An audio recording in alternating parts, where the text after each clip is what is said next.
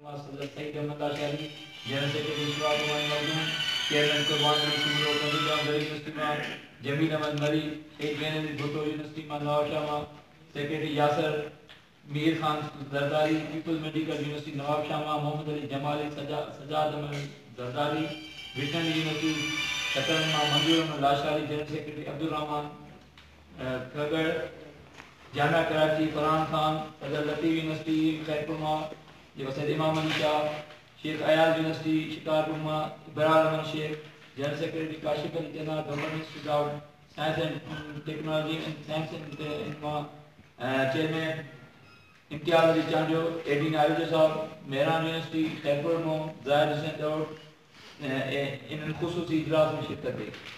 ॻाल्हाईंदे अॻवान पंहिंजे यूनिवर्सिटी में दरपेश मसइलनि ते तफ़सील सां आगाही ॾींदे चयो त हिन वक़्तु सिंध जे मण्डी यूनिवर्सिटी में फंडनि जी एतिराज़ कोर्ट ते सख़्त कावड़ इज़ार कयो वियो ऐं चयो त फंडिंग जो जवाबु ॾेई वाइस चांसलर साहिबान असांजा केतिरा ई हर इजलास में ॻाल्हाईंदे अॻवान चयो त केतिरनि यूनिवर्सिटियुनि जा वाइस चांसलर साहिबान मुलाज़िमनि जा मसइला हल करण में संजीदा न आहिनि। केतिरा ई दफ़ा पोयनि अॻवान खां ॻाल्हियुनि दौरान मसइला हल करण जी ख़ातिरी करण बावजूदि टाल मटोल का कम वठी रहिया आहिनि ऐं मसइला हल करण में संजीदा न आहिनि, जंहिं करे मुलाज़िमनि में सख़्त मायूसी गुस्सो आहे, जंहिं करे यूनिवर्सिटी में इंतिशार थियण जो ख़दशो आहे, जंहिं करे असां मान वारे वज़ीर बस वारनि खे गुज़ारिश कई आहे त सिंध जे तमामु यूनिवर्सिटी जा मसइला हल करण में पंहिंजो किरदारु अदा कनि। ॿी सूरत में सिंध जी तमामु यूनिवर्सिटी जा मुलाज़िम कराची प्रेस क्लब वटि सख़्त एहतिजाज कंदा। उन इजलास में कई मरतबा बेनज़ीर भुट्टो मेडिकल यूनिवर्सिटी लाहौर ते उहिदेदार आहिनि, जंहिंमें सदर employees Zulfiqar Ali Shar, general secretary rural Inayatullah Jagirani, Hamidullah Huki, Altaf Hussain Gopam, Ahmed Chahal समेत उतां जी वाइस चांसलर साहिबा अनीता गुलाम अली अनीता ने जमा कयल FIR कटाइण जी सख़्त लफ़्ज़नि में मज़म्मत कंदे इंतज़ामिया खे तंबीह कई त असांजे मौजूदु उहिदेदार ते मनगढ़ंत ऐं कूड़ में FIR कटाइण ते फेडरेशन कंहिं बि सूरत में क़बूल नथी करे मुलाज़िमनि जा मसइला हल कया वञनि। ॿी सूरत में सूमर 13 खां सिंध जे तमामु यूनिवर्सिटियुनि में एहतिजाज कयो वेंदो ऐं उहो एहतिजाज ओसिताईं जारी रहंदो जेसिताईं उन जा मसइला हल न कया पिया वञनि। जेके हमेशह नेगेटिव पॉलिटिक्स कंदा आहिनि, बजाए जे माण्हुनि खे पॉज़िटिव कमु कनि, हीअ माण्हुनि खे इंसाननि खे ब्लैकमेल कंदा आहिनि, उन्हनि एक्सक्यूज़ पैदा कंदा आहिनि, पंहिंजा ज़ाती मसइला उन्हनि जे लाइ ॻाल्हाए कंदा वधीक छो ॻाल्हियूं माज़ी जो शुरू थी चुकियूं आहिनि ऐं असांजा जेके ख़ासि करे मौजूदा जेके उहिदेदार साहिब आहिनि कंहिं बि यूनिवर्सिटी में उन्हनि ते कोई करप्शन जो कोई ग़लति इल्ज़ाम कोन्हे। मां पंहिंजो मिसाल शागिर्द यूनिवर्सिटी में मां एज जनरल सेक्रेटरी आहियां ऐं 3 साल अॻु में 2 सालनि में असां उहा इनकम 80 करोड़ ते पहुचाई आहे। इहो सबूत आहे असांजी सचाई जो, असांजी महिनत जो, असांजे इदारे सां मुख़लिसी जो ऐं तव्हां यकीन सम्झो ऐं मां हल्फ़िया थो चवां त असां सिंध पंहिंजे 32 साल यूनिवर्सिटी तारीख़ में कॾहिं कची नौकिरी बि न वरिती आहे। असांजो उहिदेदार कंहिं बि यूनिवर्सिटी में इन्हनि कमनि में न आहे ऐं इहे उहे वाइस चांसलर साहिबान पंहिंजो करप्शन जो लिकाइण जे लाइ असांजे उहिदेदार साहिबान ते मन घड़त इल्ज़ामात हणंदा आहिनि।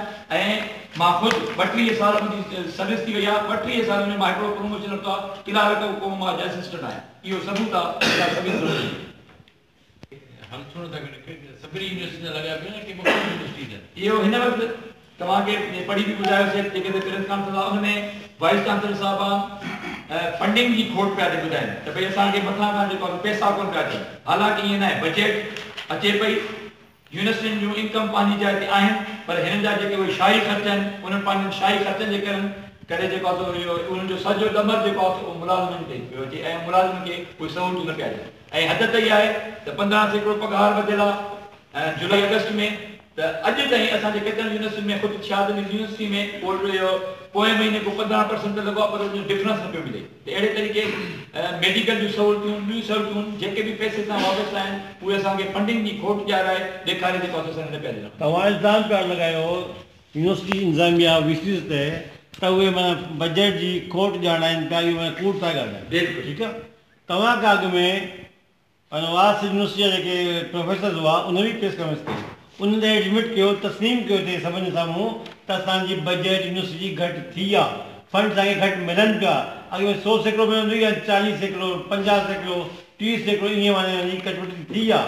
त त पोइ तव्हां सच आहियो, हू सच आहिनि या VC वारा सच आहिनि, हक़ीक़त छा आहे? चेयरमैन आहे एसी जो चेयरमैन पंहिंजा अंग अखर जेसिताईं पूरा करे मथे नथो ॾे तेसिताईं यूनिवर्सिटीज़ खे उहा पंहिंजी बजट नथो ॾेई सघे। उन में एसी जो चेयरमैन आहे उहो उनजो जवाबदार आहे त आख़िर असांजा फंड्स ओतिरा मथां रिलीज़ छो थो कराए सघे।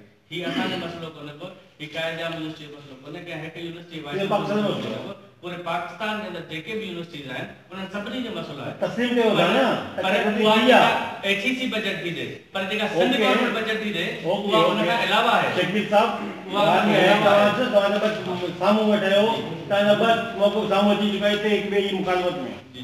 साईं फरमायो त सॼो कूड़ा जालसाज़ी आहे, ड्रामो आहे, अहिड़ी का ॻाल्हि कान्हे का, ठीकु आहे। पंहिंजा शाइशूं जेके अयाशियूं उन लाइ उन करण लाइ तव्हां था चओ त न येस बिल्कुलु इशूज़ आहे। हिकु दफ़ा जेका हिनखे बजट मिलंदी हुई उन में चेयरमैन रोकी वरिती आहे, माना कटौती कई आहे, इहो तव्हां चओ था। तव्हां बि इन जा मोकिल साम्हूं अचो, मां कोन थो चवां, तव्हां ॿुधायो पिया ॿई ॼणा, ठीकु आहे। हाणे सही ॻाल्हि कहिड़ी आहे? तव्हांजी ॻाल्हि सही तस्लीम कयूं या साईं जेके दावाऊं कयूं आहिनि उहा ॻाल्हि इल्ज़ाम न कया आहिनि उहा ॻाल्हि सही आहे? साईं ॿिन्हिनि जी ॻाल्हि सही आहे। फंडिंग में खोट जेकी फंडिंग में जेकी खोट ॾेखारी वञे थी उहा पोइ बजट में 15 अरब जी यूनिवर्सिटी पूरे पाकिस्तान जी ॾेखारी वई आहे। पूरे पाकिस्तान में 15 अरब जी बजट जी खोट ॾेखारी वई आहे। जेके उस्ताद साहिबान ॻाल्हि करनि पिया उहा पंहिंजी जाइ ते उन दुरुस्त आहे, उहे उन हवाले सां था ॻाल्हि करनि जेकी उस्ताद के PhD स्कॉलरशिप मिलण जी जेकी फंडिंग आहे उन जी ॻाल्हि पिया करनि। असां हिते ॻाल्हि पिया कयूं पंहिंजे मुलाज़िमीन जी। उस्ताद साहिबान जो मौक़ो बिल्कुलु सही आहे, इन करे सही आहे त पंहिंजे उस्तादनि जी ॻाल्हि पिया करनि, उन्हनि PhD होल्डरनि जी ॻाल्हि पिया करनि जेके ॿाहिरि पिया पढ़नि जिन खे फंडिंग मिलंदी आहे, उहा बिल्कुलु सही ॻाल्हि पिया करनि। असां पंहिंजी जाइ ते बि बिल्कुलु सही पिया ॻाल्हि कयूं त उहा फंडिंग